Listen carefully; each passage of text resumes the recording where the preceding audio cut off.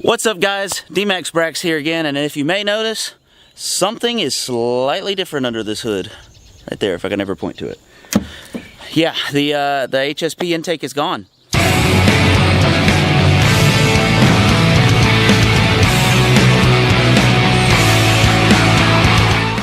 Alright, so let me kind of get into why I decided to get rid of this intake.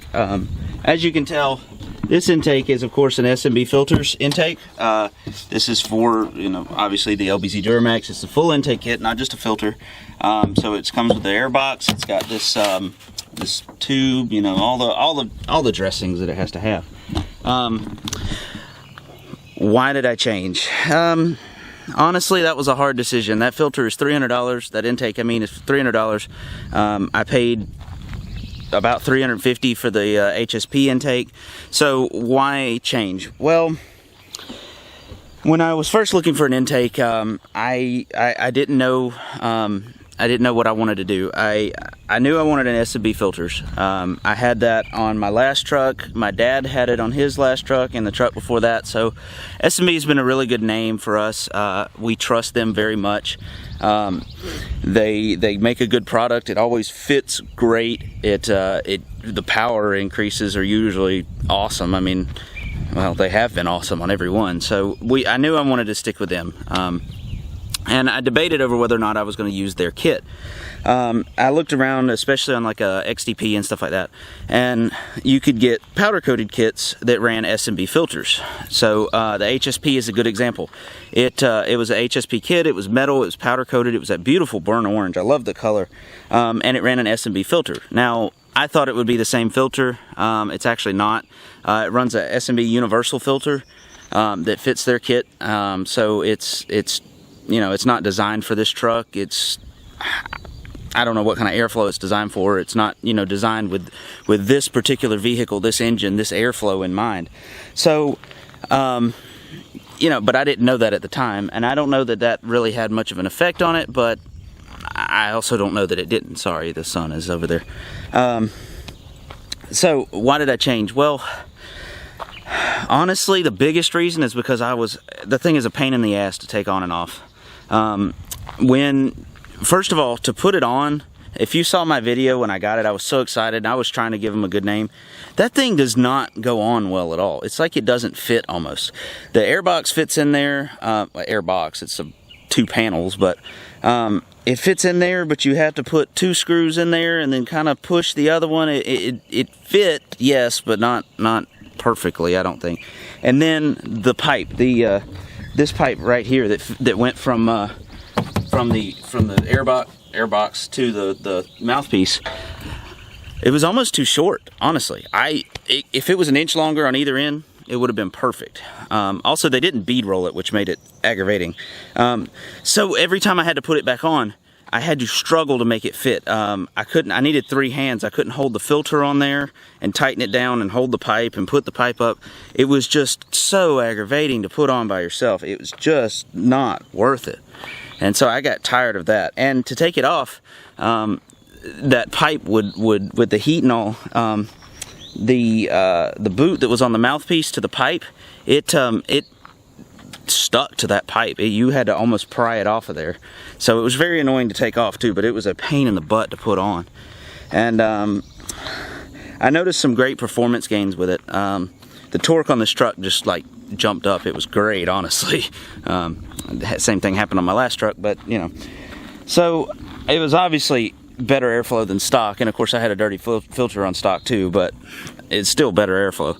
However, the truck smoked a lot, especially if you punched it taking off from a red light or something, or if you downshifted. If you were running 50 miles an hour or so and you downshifted, oh my god, it would just billow black smoke, which is kind of cool sometimes, but also kind of annoying. So there was that. It didn't smoke like driving down the highway or anything like that, but still. This kit, it still smokes slightly, but it's not near what it was with the HSP.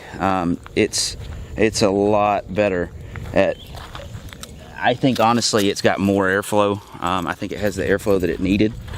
So sorry, I'm having to help the This is Dallas, if y'all, I don't think y'all have seen him too much. He was stuck around a tree. So we're out here having fun today. I haven't taken him before. Anyway, so like I was saying, this kit, it doesn't smoke nearly as bad. It's a Duramax. They do kind of smoke a little bit, especially when you start adding power like this. So I'm not concerned with that. With all the upgrades, the EGR deletes, no cats, you know, piping and all that, I'm not surprised. Another thing, you know, I didn't know this at the time either, but the HSP is a 4-inch kit. I'll show the pictures between this. S&B is a 5-inch, so there's definitely a lot more flow here. The filter's a lot bigger, so I definitely like that better. Oh, I remember what else there was. The HSP is basically an open filter. Yes, it's in an air box, but it's got two sides to it. So all this dirt and crap that comes up, it clogged that filter up. It was only on my truck for like 3 months, and that filter was nasty. Like, it needed cleaning bad. So I was kind of unhappy with that, but it's also a small filter, so it, you know, dirties up quick. On this one, I actually did the filter wrap, if you can tell in there. That was a $30 option, but I think it's worth it, especially considering where I drive. And I left the plug out of here. The install on this one's pretty simple. To me, they could have put this together a lot better. In terms of shipping, there's a lot of assembly that you have to do with putting the rubber grommet in the box and putting you know, just putting the stuff together to install it. However, it's not a huge deal. If you can install this thing, you can do that, so it's not that big a deal.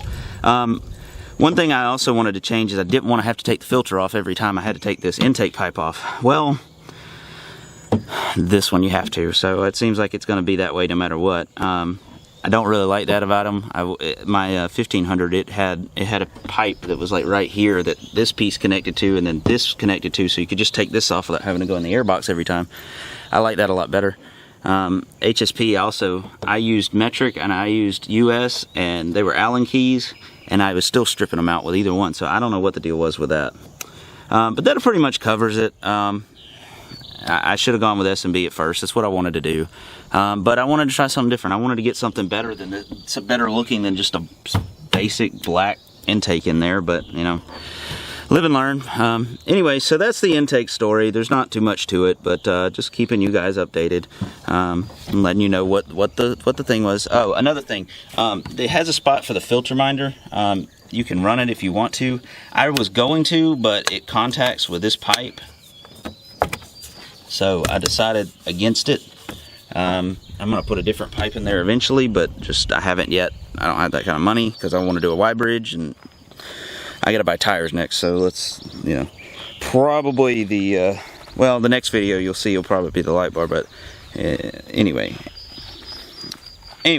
so that pretty much wraps up the intake. Like I said, there's not much to it, but if you got any questions, you know, leave them in the comments. Like this video and subscribe if you want to see more on this truck. There's always stuff happening. My next video is going to be a great story of my screw-ups that, well, hopefully I can keep y'all from making. So, like I said, please like, subscribe, follow me on Instagram. That's where I post all my stuff on this truck. And yeah, that's pretty much it. So until the next one, guys, you take it easy, and we'll see you then.